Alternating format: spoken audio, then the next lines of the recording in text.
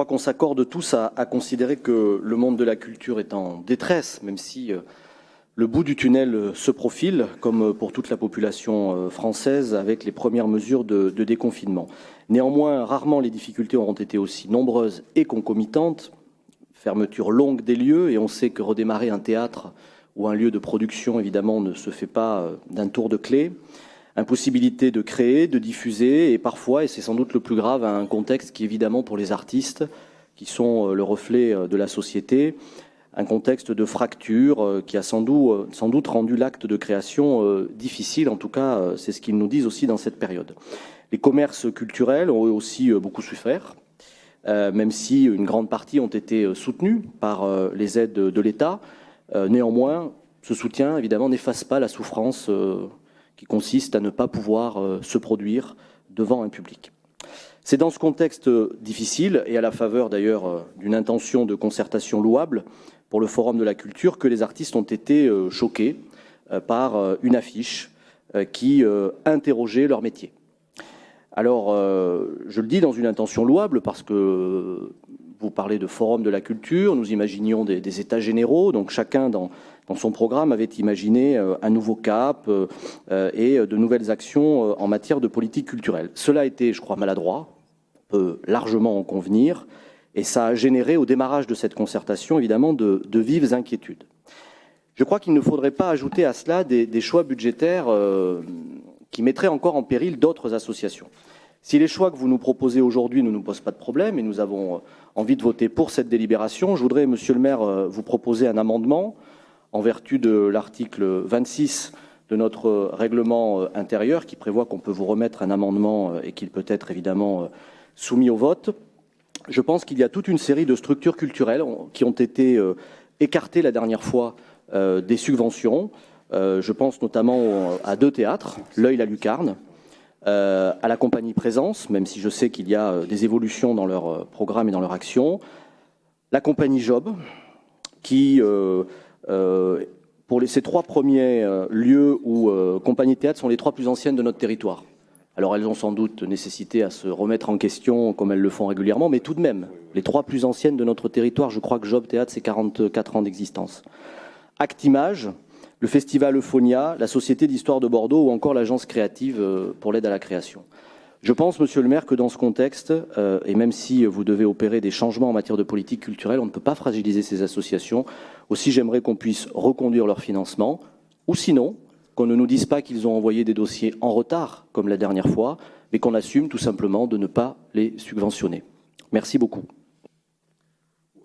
Merci Fabien Robert. Dimitri va répondre, mais on peut répondre sur la proposition d'amendement. Vous nous proposez, donc on est obligé de le mettre au vote en fonction du règlement intérieur.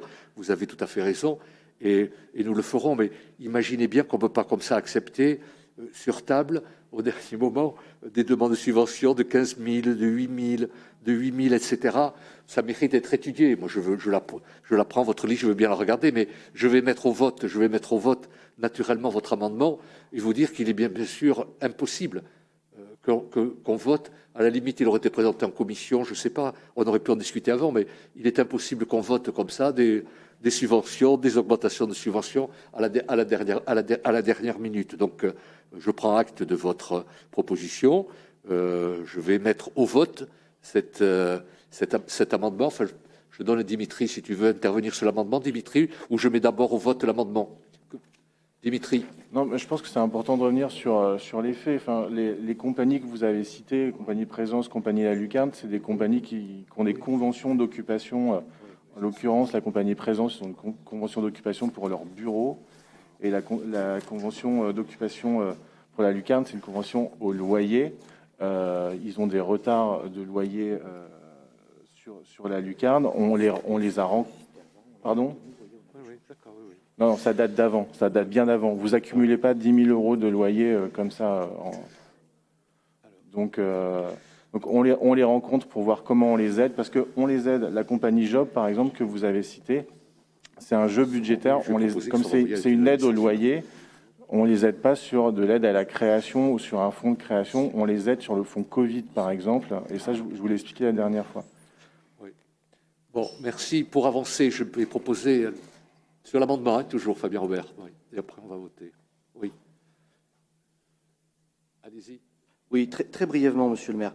Bien sûr, je ne vous propose pas des subventions tombées du ciel. Ce sont des structures aidées au fonctionnement par la ville depuis de nombreuses années et ce sont les mêmes montants que ces structures pouvaient recevoir par le passé. Les dossiers de subvention ont été, à ma connaissance, déposés pour ces montants-là. Donc Oui. les services ne découvrent pas ces subventions. Pour l'Œil, la Lucarne, 15 000 € de loyer par an, de mémoire. Donc 10 000 € de retard, une année de retard. Oui, effectivement, le théâtre est fermé, il n'y a plus de public. Donc il faut mettre au regard la subvention qu'on versait habituellement, 15 000 €, quasiment un loyer équivalent. Aujourd'hui, on ne verse plus de subvention, mais on maintient le loyer. Je pense que vous mettez en péril ce théâtre. Quant à la compagnie Job, on passe d'une aide au fonctionnement relativement récurrente à une aide exceptionnelle sur le fonds Covid. Donc, ce n'est pas tout à fait le même niveau d'engagement de la part de la ville. Moi, je peux comprendre que vous me disiez on a besoin d'étudier. Je l'ai dit déjà au budget quand on a voté les subventions. Je pense que le choix, c'est de ne plus aider ces structures. Ça peut s'assumer, mais il faut le dire parce qu'elles n'étaient pas au courant d'ailleurs. Voilà, merci.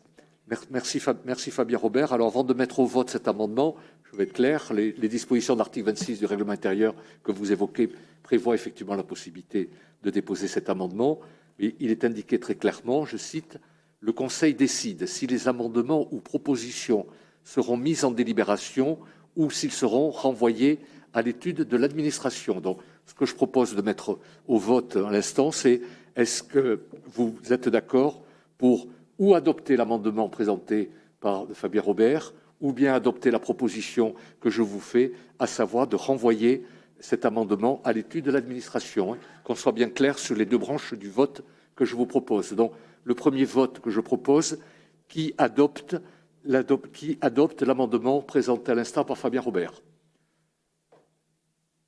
D'accord. Qui s'abstient? Qui vote contre? Très bien. Maintenant, je vous propose donc de renvoyer cet amendement à l'étude de l'administration. Qui vote contre? Qui s'abstient? Qui vote pour? Très bien. Écoutez, je vous remercie. Il en est ainsi décidé. Oui. Comment? Voter contre le renvoi à l'administration. D'accord. OK. D'accord. Pas de problème.